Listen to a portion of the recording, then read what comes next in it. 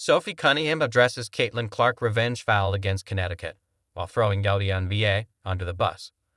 I think anytime you play with the majority of our league, you're gonna learn a lot, Sophie Cunningham said as she made her way to Indiana after spending 6 seasons in the Valley with Diana Taurasi. With that same fierce loyalty, Cunningham is now riding hard for the baby Joe T. Caitlin Clark, who is carrying the league's torch. And just like she backed TT once without hesitation, she's doing the same for Clark. She's not afraid to fight for her, and she's definitely not afraid to speak up. By now, there's pretty much no one who doesn't know what went down in that chaotic Fever of Sun game. Indiana walked away with the dub, but that wasn't the biggest headline. Physicality was the theme of the night, and things hit a boiling point in the third quarter. That's when Caitlin Clark got poked in the eye by J.C. Sheldon and then shoved to the ground by Marina Mabrey.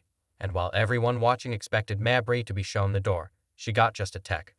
It was later upgraded to a flagrant 2. Fans were fuming, and it felt like the refs were losing their grip on the game. But as they say, every action has a reaction. Cunningham wasn't gonna let that slide.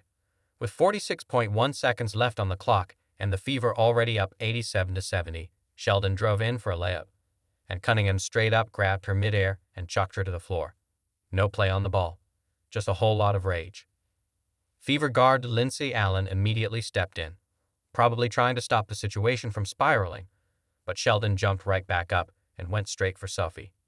It took what felt like forever for the refs to sort it out. In the end, Cunningham got hit with a flagrant 2 and was ejected. Sheldon and Allen each picked up techs and were tossed too. But did Cunningham regret? Not even a little. A lot of fans already figured that, especially since Sophie's a black belt in martial arts. Like, if she really wanted to hurt Sheldon, she probably could have. But it wasn't about that. It was about payback. And she pretty much confirmed that. It was just part of the game, she said. Then added, I think the refs had a lot to do with that. It was a build-up for a couple years now of them just not protecting the star player, the WNBA. At the end of the day, I'm gonna protect my teammates. That's what I do. I'm a team player. She wasn't the only one calling out the refs. Even the announcers were over it, blaming this all on the officials tonight, one of them said. If they had taken care of business earlier, we wouldn't be in this situation. They kept repeating it too. They weren't wrong. The officiating, or the lack of it, was the real issue here. Fever coach Stephanie White has talked about this more than once. After Tuesday's game, she said, I think that it was pretty obvious that stuff was brewing when officials don't get control of the ball game, when they allow that stuff to happen. From the jump, it felt like the refs just let things slide. A bunch of hard plays went uncalled in the first half, and that lenience totally set the stage for the chaos that unfolded. Remember when Mabrey shoved Clark? That was originally just a tech. But had the refs actually called it a flagrant in real time, maybe things wouldn't have blown up the way they did. It's about more than just one missed call. It's about all the little ones leading up to it. But it's not just this game. It has long been an issue that the league is not protecting their star player. Clark's rookie year in 2024 had its share of incidents too. Opposing players roughed her up. Fans weren't happy then, and they're definitely not happy now.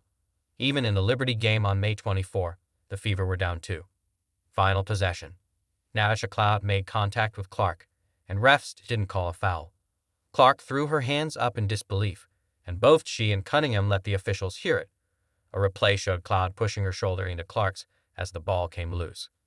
That non-call could have sent Clark to the line to tie or win the game, so Sophie's had enough.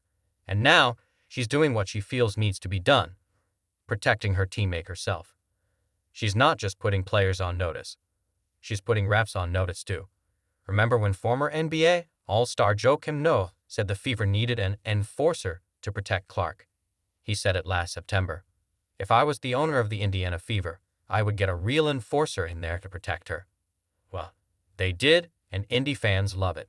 Also, Cunningham did pick up a fine after all this. But her stock with the Fever fan base just went way up and made up for it. Sophie Cunningham cashes in while defending Caitlin Clark. It's been a very busy week for Indiana Fever guard. After that wild clash with the Connecticut Sun, Cunningham found herself at the center of controversy, and clearly, she's not running from it. In fact, she might just be catching in. Cunningham was fined twice for what went down in those final seconds against the Sun. First, a reported $400 fine for the flagrant 2 she picked up after tossing J.C. Sheldon to the ground. Now, Was she or her coach all that remorseful? Not really. You've got competitive women who are the best in the world at what they do, and when you allow them to play physical, and you allow these things to happen, they're going to compete, and they're going to have their teammates' backs, Fever coach Stephanie White said postgame. It's exactly what you would expect out of fierce competition. But while all of that was going down on the court, Cunningham's social media was going up. According to analytics site Social Blade, Sophie gained 700,000 followers on TikTok and over 244,000 on Instagram in just 3 days. That's nearly 1 million new fans riding with the enforcer, as many are now calling her in the comments. She now has over 1 million TikTok followers and more than 730K on Instagram. That kind of growth. Well, if a brand tried to do that the paid way, they'd be shelling out over $1 million, says STN Digital. Cunningham's already leaning into it. In a Thursday TikTok, she mouthed Selena Gomez lyrics. I can't keep my hands to myself. I mean, I could, but why would I want to? The clip hit 3.1 million views in 21 hours. Moreover, her jersey's back-ordered till July 8, so while she got fined, Sophie definitely finessed the moment.